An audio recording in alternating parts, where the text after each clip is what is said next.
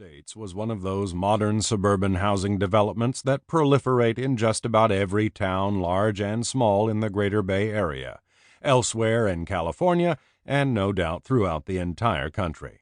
Cookie-cutter homes for what's left of the American middle class. This one in Walnut Creek was the upscale variety, quarter-acre lots containing large two-story homes built of stucco, redwood, and glass in an odd architectural blend of ranch and townhouse. They appeared to come in two sizes, 3 and 4 bedroom. If there were any other differences in their construction, they weren't apparent to me. The only way you could tell them apart was by their owners' preferences for color schemes, landscaping, and external alterations and embellishments. James Cahill's residence was on a winding street, saddled with the kind of cutesy name developers are fond of, Sweet William Drive. There was nothing particularly distinctive about the place. Its color scheme, which may have been the original, because there were others like it in the development, was a sort of creamy tan with medium brown trim. The front and side yards were low maintenance, mostly ornamental grasses and small plants in a sea of redwood chips, maybe in deference to the drought, maybe not. Cahill's south side neighbor was drought-conscious at least, judging from the crusty brown remnants of what had once been a lawn. A white BMW sedan was parked in the driveway in front of a wide attached garage, a 2.5 garage in realtors' parlance, meaning, I suppose, that there's room inside for 2 full-sized vehicles, plus motorcycles, scooters, bicycles, or whatever else you might want to stuff into the .5 section. It was a couple of minutes shy of noon when I pulled up in front. I don't usually agree to conduct a preliminary interview at a prospective client's home, but Cahill had said it was important that I come here for pertinent reasons and offered to pay the expense whether I accepted his case or not. I'd had a similar offer not long ago from a man in Atherton, and the result had been bizarre and disturbing. From what Cahill had told me on the phone, his problem was more or less conventional: a missing wife.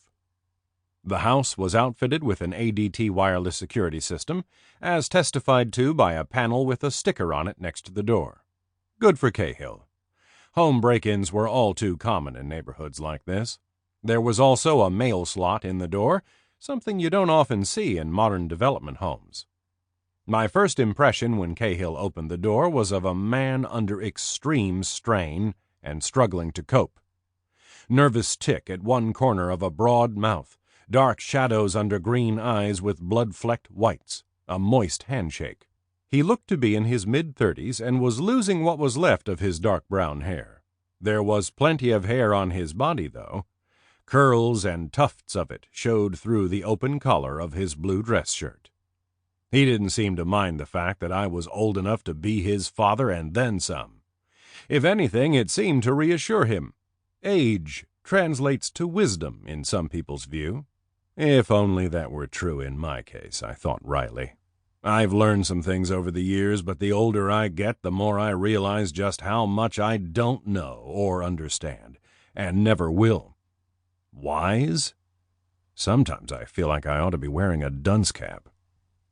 "Thank you for coming," he said. His voice, like the rest of him, was twitchy. "I really appreciate it. We can talk in the living room, okay?" As if asking for my approval in his own home. "The family room's a little messy. I'm not much of a housekeeper." "Wherever you prefer, Mr. Cahill." "The living room, then. This way." The living room had hardly been lived in at all. That was the feeling you got walking into it. Big, neat, well-furnished, and neglected. Nothing out of place, nothing to alleviate the unblemished formality except a faint coating of dust on lampshades and tables. Cahill saw me glancing around and correctly interpreted what I was thinking. "Alice and I don't use this room much. The family room, her office, mine. It's a big house. We don't have any kids. Planned on having a couple. That's one reason we bought the place, but... Christ, I'm running off at the mouth. I'm sorry." "No need to apologize." "It's just that I'm nervous as hell. Hardly slept at all last night trying to make up my mind what to do. I couldn't have gone to work today if my life depended on it." He was regional sales director for a company that manufactured small household